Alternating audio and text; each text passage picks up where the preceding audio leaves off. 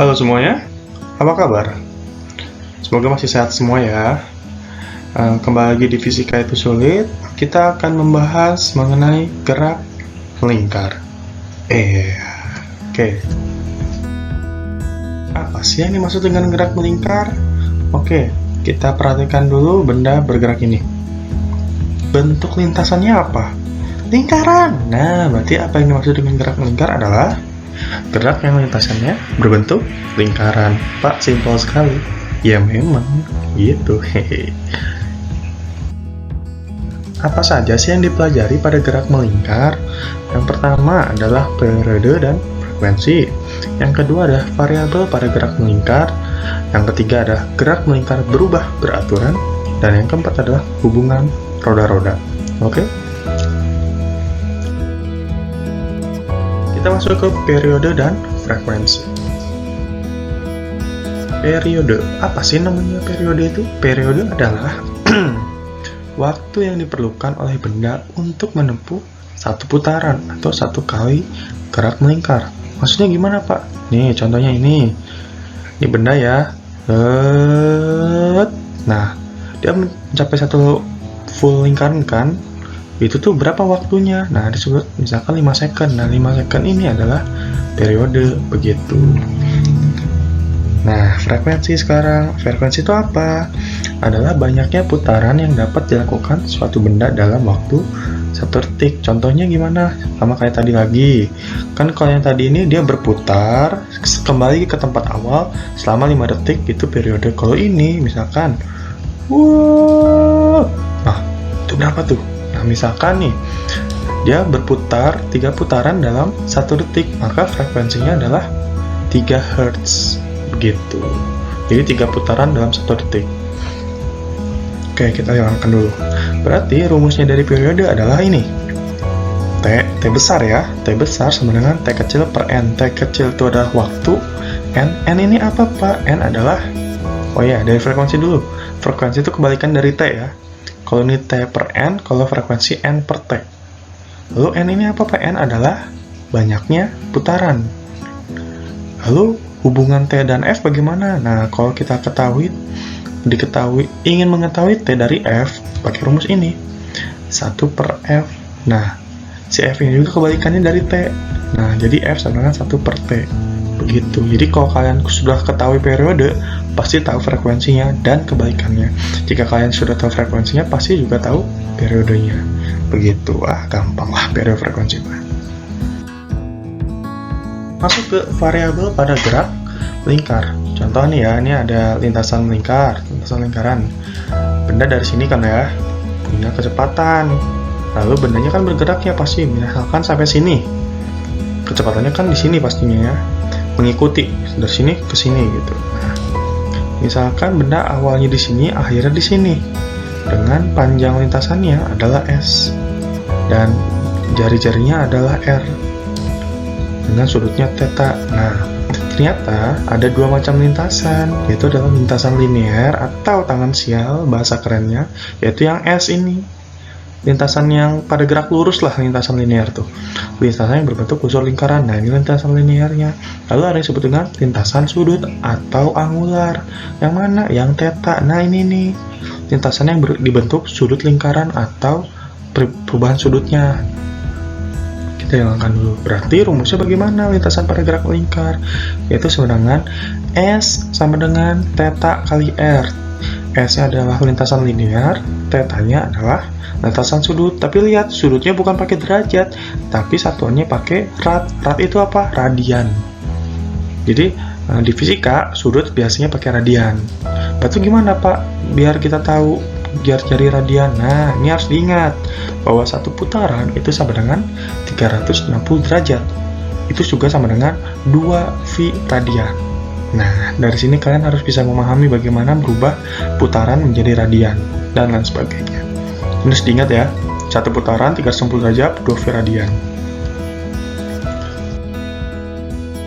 Sekarang masuk ke kecepatan linear dan kecepatan sudut.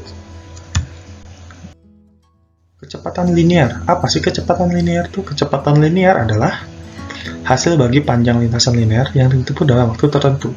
Intinya, kecepatan linear adalah kecepatan seperti di gerak lurus. Sama persis di gerak lurus. Hanya ini pada gerak melingkar gitu. Kecepatan linear juga disebut dengan kecepatan tangensial. Kenapa? Karena arah kecepatan linear ini selalu menyinggung lintasan putarannya. Jadi begini, pada gerak melingkar, kelajuan linear itu selalu sama, tapi kecepatannya berbeda. Ayo bingung? Nih, misalkan ya, ini gerak melingkar apa? Lintas lingkarannya dengan jari-jarinya R. Lalu benda awalnya di sini. Kecepatan linearnya V. Lalu berpindah ke sini, jadi ke sini. Lalu pindah lagi ke sini, jadi ke sini. Lalu ke bawah, kecepatan linearnya ke sini. Lihat. Kenapa disebut dengan kecepatan tangensial? Karena arah kecepatannya menyinggung, berarti kecepatannya selalu menyinggung lintasan putarnya. Terus tadi kata Paul bilang kelajuannya sama, kecepatannya berbeda. Gimana Pak? Nih maksudnya besar kelajuannya itu di setiap titik sama besarnya ya, misalkan 30 meter per second, misalkan atau 30 radian per second sama, tapi kecepatannya berbeda. Kenapa berbeda? Karena arahnya selalu berbeda-beda. Begitu Pak, emang sepanjang ini? Enggak, sebenarnya enggak panjang, cuman ini diperpanjang. Jadi saat benda bergerak ke sini, anggapannya dia bergerak ke atas. Begitu. Jadi kenapa kecepatannya berbeda? Karena arahnya berbeda-beda setiap titik.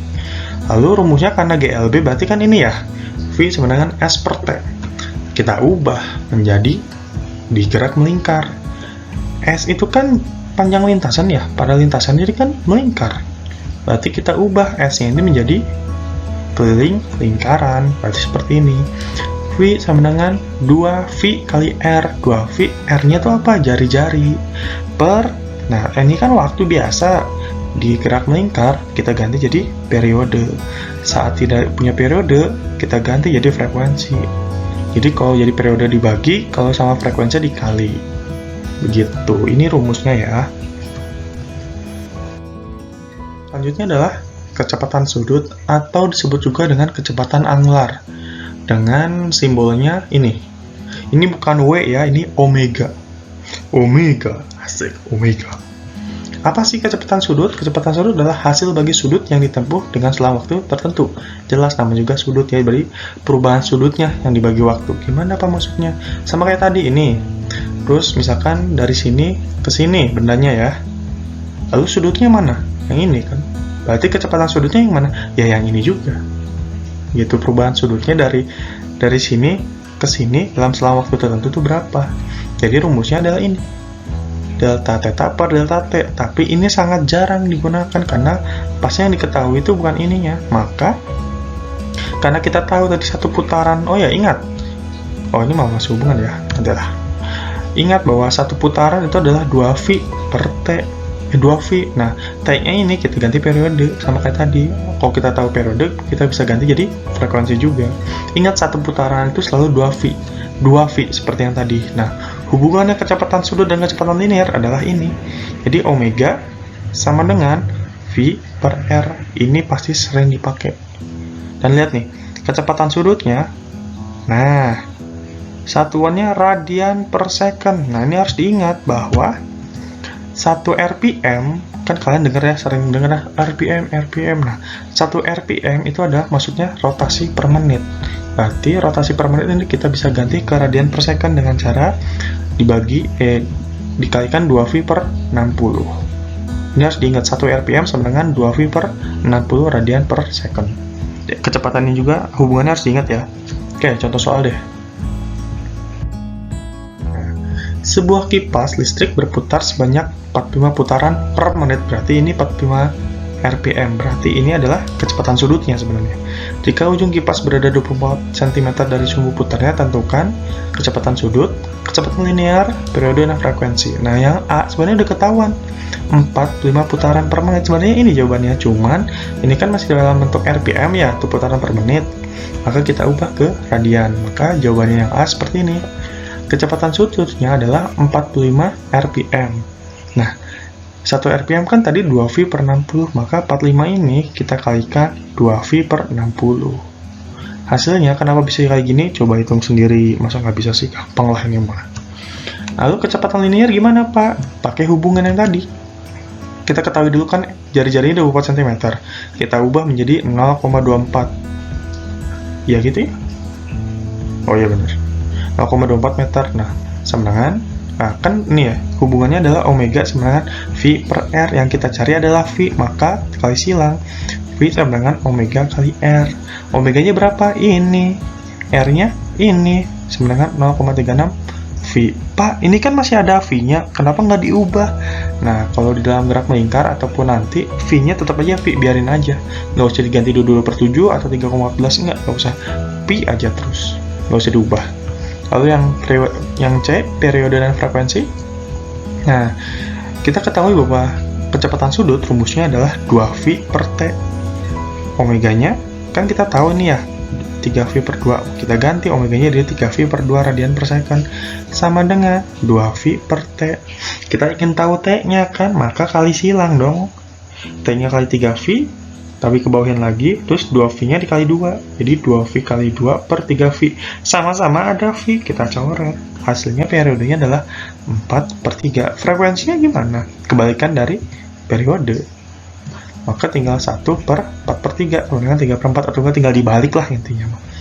Begitu. Selesai. Semoga paham ya. Sampai sini dulu. Dadah.